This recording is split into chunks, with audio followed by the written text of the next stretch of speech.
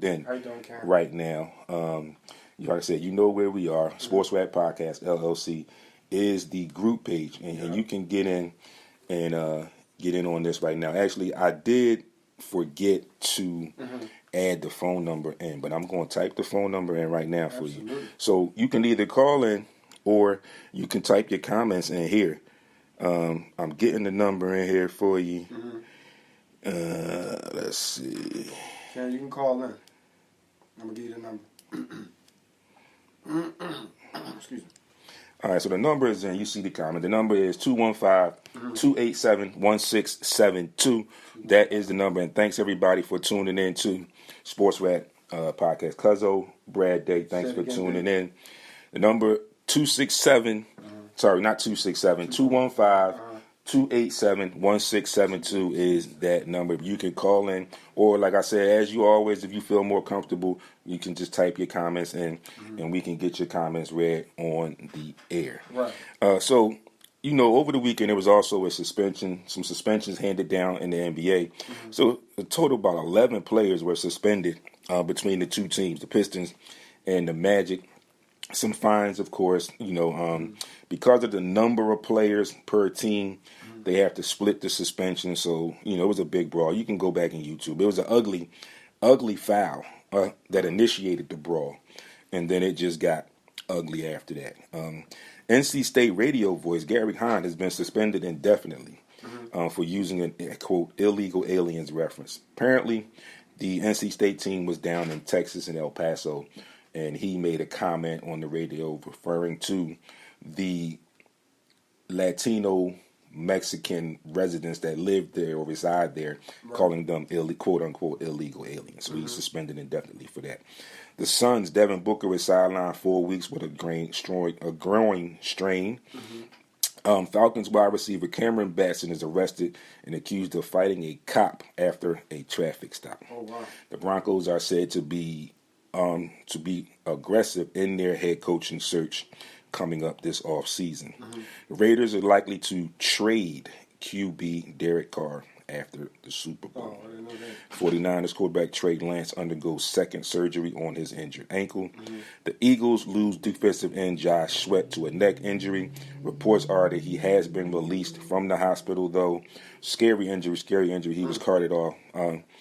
But blessings to him and his family that he can be released from the hospital, and he does have movement and feeling in his extremities. So that's a beautiful, beautiful sign there. The NFL Players Association is filing a grievance over the Panthers turf.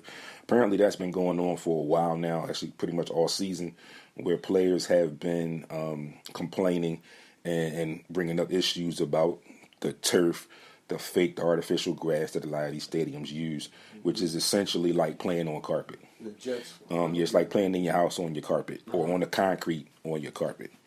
Colts quarterback Nick Foles was also carted off the field yesterday after a sack by Giants, I forget his name, I think it's Kayron Thibodeau. That's your news and your updates for January 2nd, 2023. We're in 2023 now, folks, 2023. We're going to get to these scores real quick. Sunday, yesterday, NBA. Celtics fall to the Nuggets 123-111. The Wizards get by the Bucks 118-95. And the Grizzlies get by the Kings 118-108. Also yesterday, the NHL. The Hurricanes get by the Devils 5-4. The Rangers get by the Panthers 5-3. The Senators outlast the Sabres 3-1. The Sharks get by the Blackhawks 5-2, and the Kraken outlast the Islanders 4-1. In NCAA football, college football playoffs over the weekend, the top 4 teams who make the college football playoffs, and we're going to get to that probably in another week or two, where I saw the article, and I have to find it again. I think I saved it. They are expanding the college football playoffs, so I think 12 teams. But this won't start until like 2024 or 2025. But I'll get all the information and we'll talk about it. It's something that me and Baldy, shout out to my partner Baldy. Happy New Year's to you, Ball, as well. Shout out to him because we've been talking about this for the longest time. that they should expand it, and we also gave you ideas and our thoughts on how they could expand it. Right. But apparently it's come to fruition and it will be expanded. And again, I'll get all the information for you, and once I gather it all and put it all together, we'll definitely bring it to the stage and bring it to you. So, but over the weekend, number 3, TCU gets by number 2, Michigan, 51-45. And in a barn burner, crazy situation, Georgia just squeaks by Ohio State after the missed field goal, 42-41. We got a question here. Let's see. Bradley Day, cousin, what's going on? He said, do you think that Hurts lost his chance, let's see, of be MVP because of his injury? Yeah, actually, no.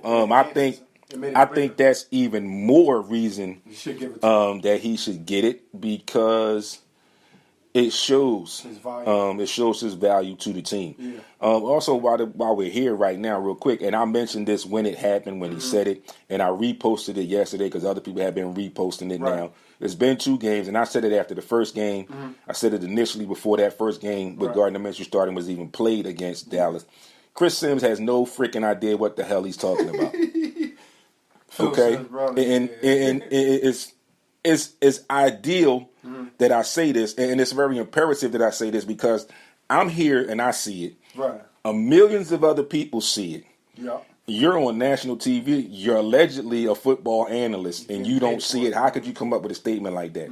Shows me a little bit about what you do and how you do the work that you do and where your thought process is. And then, like I said, when I posted it initially, somebody tell me what he did in the NFL. Like they say, not for long.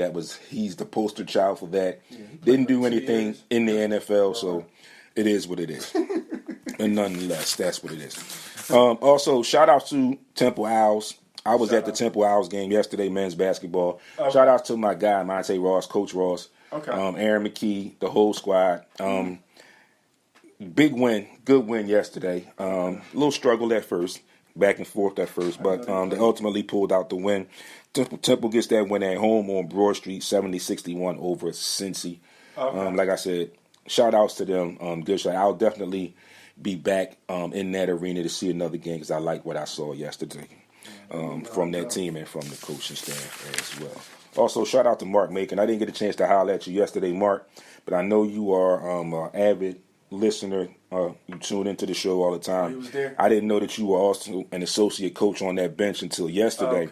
And again, like I said, just watching you work and doing things, and didn't have the time frame to really holler at you. But I know you there, and I know if you hear, you see me, you'll tune in, you'll chime in or whatever, and I know you do. When you're available, you always chime in because I talked to you a couple weeks ago on the chat here. So we get into football, NFL Week 17, going back to Thursday, December the 29th. Dallas on the short week got 2 wins, and that's another win. They take out Tennessee 27-13. You know that game, and I know once I say this, some Dallas fans are going to think what they're going to think. They're going to say what they're going to say. But I'm going to premise this by saying what's good for the goose is good for the gander.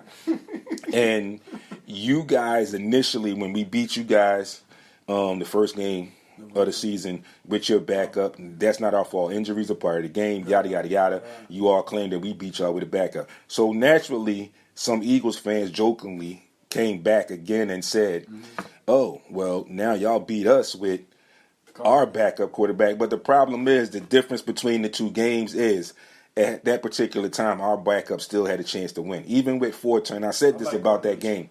With 4 turnovers in that game, we still had a chance to win that game. Tells me a lot about you guys on the other side. But nonetheless, they beat Tennessee. And Tennessee played with a quarterback that had been there 8 days.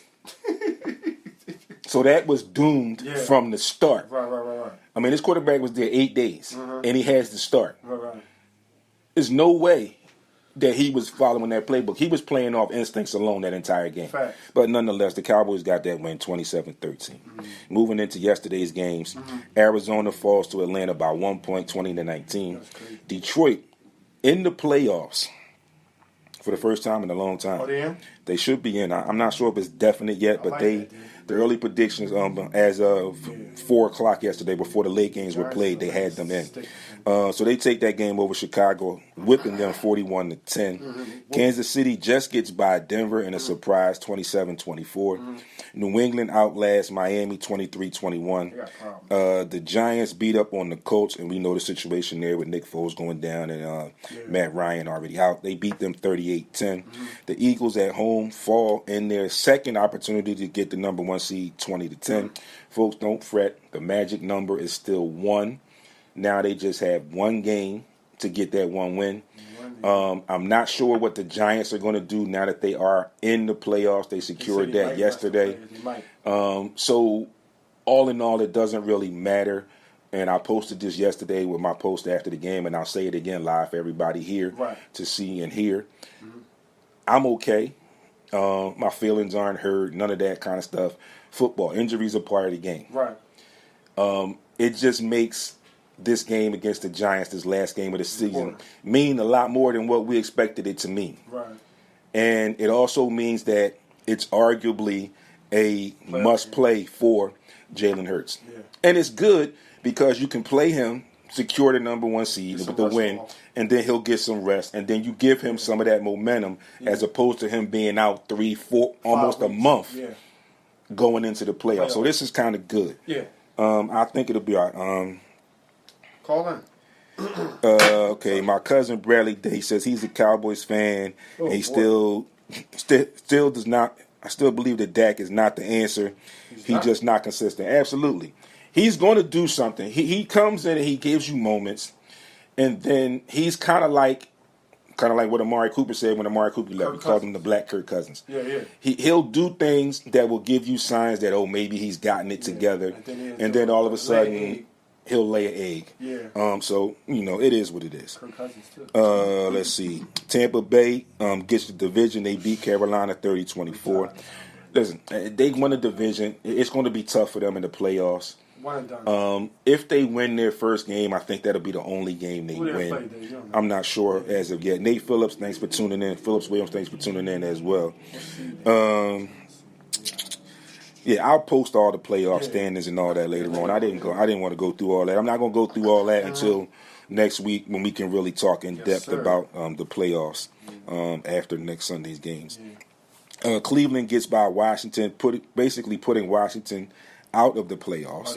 It might still be a slim chance, but for all intent and purposes, they might be out. Cleveland takes that game 24-10. Jacksonville might have improved their chance of getting in on the AFC side with a strong win, 31-3 over Houston. San Francisco in a barn burner comes back at the end in overtime, beats Las Vegas or outlasts Las Vegas 37-34. Seattle gets by the Jets. The Seahawks get by the Jets 23-6. Green Bay beats up on Minnesota, which helps the Eagles still, 41-17. The Chargers beat up on the Rams, 31-10. And in the nightcap last night, Baltimore falls to Pittsburgh, 16-13. Coming up tonight on Monday Night Football, Buffalo at Cincinnati. Should be a really, really good game. Arguably heavy playoff implications in that game as well. So what we're going to do, folks, now is 10 after 11. That was kind of quick that we got through that. I didn't think it would be that quick. But we got through that fairly quick. So what we're going to do now, we're going to talk some Eagles talk. Because this is what we need to get to. It's the burning topic of the morning here in Philly. And it has to be done. Y'all nervous? Again, all of the people that are not Eagles fans that are now enjoying the revels of their teams, enjoy it. It's what you're supposed to do. I'm not mad or disappointed or anything like that. I am disturbed at how the game played out itself. Like I said, I'm not disturbed so much that they lost. Of course I'm disturbed. I don't like it because they should have won that game. But I'm also, I don't know what they're going to do with Watson, so they may mess around with him again. Nate Phillips says, do you think the Birds went into coast mode too early? I don't think they went into coast mode, Nate. I think what happened was they went into the game with enough preparation against Dallas, knowing what they needed to do per Gardner Minshew starting. Mm-hmm. They went into the Saints game, I believe, not preparing as well. I think they coasted, and using that word coast, I don't mean as far as how they played. I mean as far as their preparation. They just carried things over, which they shouldn't have. Knowing your injuries, you should have adjusted like you adjusted going into the Dallas game, and you can't run the same offense that you run. You can't. With Jalen Hurts, with Gardner Minshew. You picked it up in the second. They picked it up in the second half where they started to run the ball, but then they went away from it. Yeah. Like I always have faith in the defense because, like I've said, for the past several years, I've been feeling like the defense is always in the top 5, top 8, and they always keep us in plenty of games.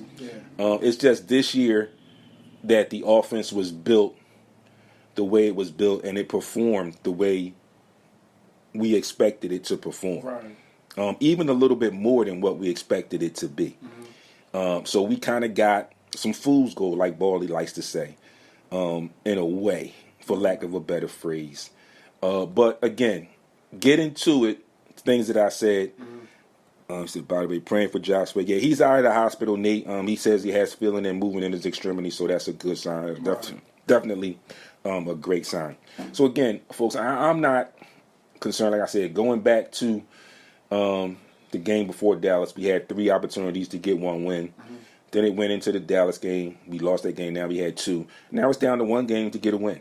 So again, like I just said a little earlier, this Giants game at the end of the season is going to mean a lot more than what we expected it, what we thought it would mean. That's right. It also means that after what we saw yesterday, that in order for us to do what we set out to do as a team, or what the team set out to do in their goals and plans, that there's almost a must game for Jalen Hurts to play. Right. And I feel like it's okay because if you play him, you improve your chances of getting the win with the uncertainty of what the Giants do, because now that they know they're in the playoffs, like they know that they're not getting the number 1 seed or whatever, they know that they're in.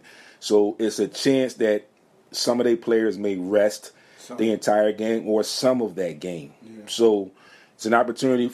The door is open for the Eagles to take that game. And where I'm going is I'd rather see Jalen Hurts play. And you adjust the offense, like you take some of those RPOs out because of his shoulder, because he's going to have to throw the ball a little bit anyway. So some of those runs, you kind of try to remind him to take out or start taking some slides. But in this essence, what it does is he missed 2 weeks, so you get him back into a game, a real game, not just practice, a real game under some live bullets. He can get into a rhythm. You get the win. He has a rest week to get a little bit more healthy. He gets 2 weeks, rather, to get a little bit more healthy.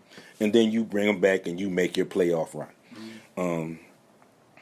Eagles, Bradley Day, my cousin, comes back in and he says, Eagles need a leader once Hurts is not in the game on defense and to push the team. Well, the defense, in my opinion, is okay. They got smacked in the mouth early.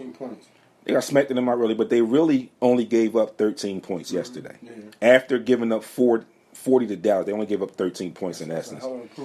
It's a big improvement, even though it looked very, very bad. Yeah.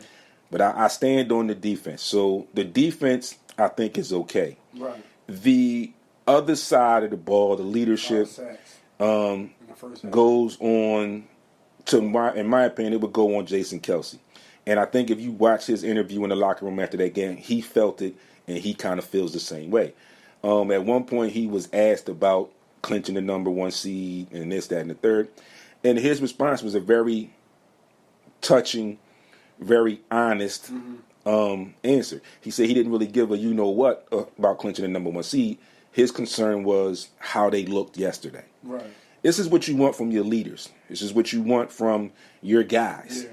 So, I like that. And I saw the frustration on A.J. Brown. Even though A.J. got that 1 touchdown, that was him. Yeah. That was all him after the catch. Right. But you saw the frustration. Mm-hmm. You saw, watching that game yesterday, that Shane Steichen did not properly prepare himself or his quarterback for that game. Coordinator D? Okay. Yeah, he did not prepare himself. Okay. He did not properly prepare the quarterback for that game. Right. I don't know what he was thinking about in his preparations, whatever, but he didn't do it. He did a very, very bad job, and it showed immensely. Again, like I said, they came back. They had that chance to make a drive and take the lead. It was 13-10. And then Gardner Minshew throws that horrible pass. Watch that pass all the way. Marshawn Lattimore is too good. He jumped that route. Yeah. It wasn't even a lot of pressure. He just studied that and stared that down. And Marshawn Lattimore just jumped it. And at that point, you can't throw that pass that deep in your own field. Yeah. You can't take the second. You got to throw that away. Or you got to go through all your reads and throw it somewhere else. So, the pick six got them to 20. Like I said, in essence, the Eagles. Again, I wrote the stats down, and like I said, you look at that game yesterday, and the numbers are going to deceive you. Right. Because if we just look at numbers, just looking at Minshew, 18 to 32, 274 yards, 1 interception, 1 touchdown. Only sacked 6 times for 28 yards. Not a bad game by the numbers. The Lions gave up. Not a bad game by the numbers. But when you look at everything else, when you look at the visuals made it a lot worse. On the rushing attack, Miles Sanders 12 rushes for 61 yards. Boston Scott 2 for 6 yards. On an overall total team, 15 rushes for 67 yards. Unacceptable. This is what we do. Once they got it together, Miles Sanders popped off a couple runs. You should have continued to give him the ball. Those fourth downs that the Eagles got into, the 0 of 2, after the first one, which was a horrible call, in my opinion, the second one, that's not Jalen Hurts back there. Second time, you either try Boston Scott, Kenny Gainwell, or Miles Sanders. I mean, worst case scenario, you go traditional like some teams have done. And this is just a thought. You go traditional fullback. You put Dallas Goedert in that fullback spot, and you give him the ball coming up, right up the A-gap, off the center, off Jason Kelsey, and who's there? Whoever's there. You come right off Jason Kelsey. But you go off the quarterback who pushes that block, and you go right off Jason Kelsey. You give it to Dallas Goedert, the up man, in that eye back set from the old days, and you get that first down. The other thing, the Saints, when I would say the Saints, they held on to the ball, kept that offense off the field. They had the possession, 37 minutes, 4 seconds to the Eagles, 22 minutes, 50, so basically 23 minutes. So they had the ball pretty much most of the game, half of the game. See, Nate Phillips been some inconsistent coaching on Nick's part. I don't think it was all Nate. I think it was also, like I just mentioned, the offensive coordinator, I don't think properly prepared himself or Gardner Minshew going into that game. It showed. There's no way in hell that you have 4 of your first possessions are all 3 and outs. There's no way. Against a team that's 6-9. They're terrible. Saints are terrible. They're not good team. These guys yesterday, even though the defense did pick it up and ended up with 7 sacks for 45 yards against the Saints yesterday, in the beginning they made Andy Dalton look like a solid NFL player. Most of us know he is not. He's trash. Okay. Like I said, that pick 6 hurt. Still, the magic number is 1, like I said, against the Giants on Sunday. I think we should win that game. Like I said, it's uncertain what the Giants do. But again, in the situation that we are in right now, currently, doesn't matter what they do. We've got to do what we need to do and get a win. That's all. And what we have to do is home. And what we got to do as a unit is put that clinching in the back of our mind. We just got to focus on winning the game. And then let everything else take care of itself. Fact. We can't focus on if we win, we get the number 1 seed. We have to focus on we need to get a win to get back to playing like us, to get some momentum going into the playoffs. That's where we need to focus at. And then let the clinching the number 1 seed be the cherry on top of the sundae. All right. So, also yesterday, one bright note for the Eagles. They set an NFL record. They are the first team in NFL history with 6+ sacks in Five five straight games. games. Yeah. Absolutely. So, That's folks, we are going to take a quick break. When I come back, the first thing we're going to get into, I'm going to talk about that question again, and I'll give you all what I intend to bring into the new year and or leave Absolutely. in 2022. We'll talk talk a little Sixers, talk a little Joel Embiid. Right. Also, I saw an article. We're going to talk real quickly, and I thought it was rather interesting. The top five worst free agent signings for the Philadelphia 76ers. Right. And then we'll get into the best moments of 2022 Yep. and some bold predictions for 2023. Folks, you are tuned in to Sports Rap right here on Heat 100 Radio. Yeah. Group page, Sports Rap Podcast, LLC is the live stream. I will see you on the other side in just a couple seconds. Come on back with us.